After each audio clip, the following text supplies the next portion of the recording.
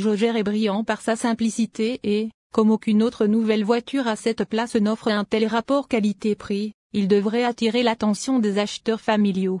Oui, il a l'air original et un peu simple à l'intérieur, mais il est agréable à conduire, disponible avec une technologie de moteur hybride efficace et est pratiquement imbattable dans son ensemble. Il n'est pas étonnant que nous l'ayons nommé voiture familiale de l'année en 2023 et 2024.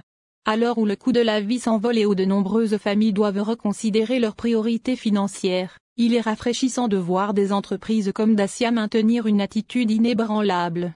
Se concentre sur la fabrication de voitures pratiques et de qualité à un prix abordable. Cette approche, simple a certainement touché une corde sensible auprès des automobilistes marocains, puisque la marque roumaine a réussi à déplacer plus de 250 000 voitures depuis son lancement au Maroc il y a 10 ans. Situé entre le crossover Dacia Sandero Stepway et le SUV Dacia Duster, le Jogger à traction avant est un hybride MPV incroyablement bon marché à l'achat, sous-cotant même certaines nouvelles citadines. Les véritables rivaux à cette place n'existent pas vraiment à ce niveau de prix, les acheteurs n'auront donc la possibilité de se tourner que vers des exemples d'occasion de Volkswagen Touran ou des SUV grand public tels que le Kia Sorento, le Skoda Kodiaq et le Hyundai Santa Fe.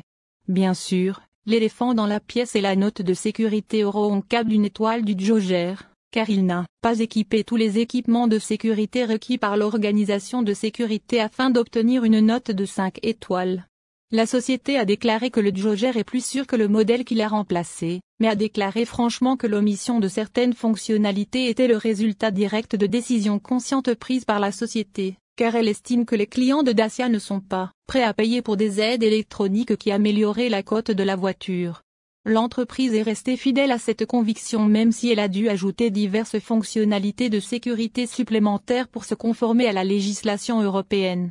Notamment, il n'a pas non plus augmenté le prix du Jogger, et de divers autres modèles Dacia, même si toutes les versions sont désormais équipées d'un logiciel de reconnaissance des panneaux de signalisation, d'un avertissement de sortie de voie et d'une assistance au maintien de voie, d'un système de freinage d'urgence autonome plus avancé, d'un système de surveillance du conducteur et phare automatique.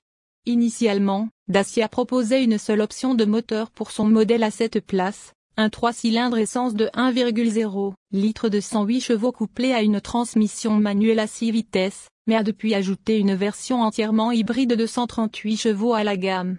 Le Jogger hybride 140 est doté d'un moteur essence de 1,6 litres et de 2 moteurs électriques sous son capot, d'une batterie de 1,2 kWh et d'une boîte de vitesse automatique multimode. 3 niveaux de finition disponibles soulignent la simplicité de la gamme. L'essentiel d'entrée de gamme, non disponible avec le modèle hybride, comprend des capteurs de stationnement arrière, un régulateur de vitesse, la climatisation, une radio DAB et Bluetooth, mais nous recommandons de passer à la version de milieu de gamme Expression, anciennement appelée Confort, qui ajoute des barres de toit modulaires utiles, des rétroviseurs extérieurs à réglage électrique, des capteurs de stationnement avant, une climatisation et un écran tactile multimédia de 8 pouces avec connectivité pour smartphone Apple CarPlay et Android Auto. Le principal avantage de la version haut de gamme extrême, outre des éléments tels que des jantes en alliage diamanté, des tapis de sol, une protection de coffre et un accoudoir central, et l'inclusion d'un système de navigation par satellite intégré avec un système audio amélioré et un système de navigation supplémentaire. Port USB.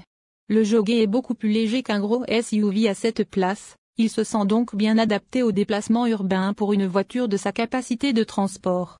Sa direction légère facilite le stationnement et le petit 1,0 litre d'essence de la ligne émet un grognement décent pour se faufiler dans les brèches de la circulation. L'hybride 140 se comporte également bien en ville et fonctionne majoritairement en mode électrique, ce qui en fait le plus raffiné des deux en ville.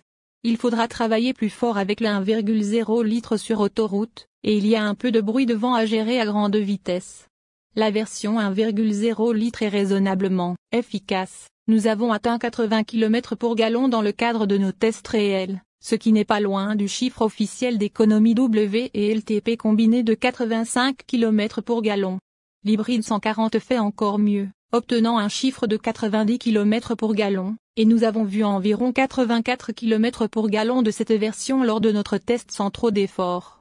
Un faible prix sur la route signifie qu'il n'y a pas de supplément supplémentaire à payer en taxes de circulation annuelle. Les conducteurs de voitures de société seront mieux lotis avec l'hybride 140 en raison de ses émissions plus faibles, et les acheteurs privés seront heureux de savoir que la gamme Jogger parvient plutôt bien à conserver sa valeur de revente. Le style extérieur massif et l'utilisation intensive de la carrosserie en plastique noir. Le revêtement suggère que le Jogger a été construit pour ignorer les effets de la vie de famille. L'intérieur robuste ne remportera aucun prix pour son style ou son confort, mais il est d'une fonctionnalité rafraîchissante. Tout cela est très logique et facile à utiliser, ce qui est plus que ce que l'on peut dire de beaucoup de voitures familiales modernes. L'expression de milieu de gamme est notre version préférée car vous disposez d'un écran tactile de 8 pouces qui fonctionne bien et vous pouvez utiliser vos propres applications pour la musique et la navigation.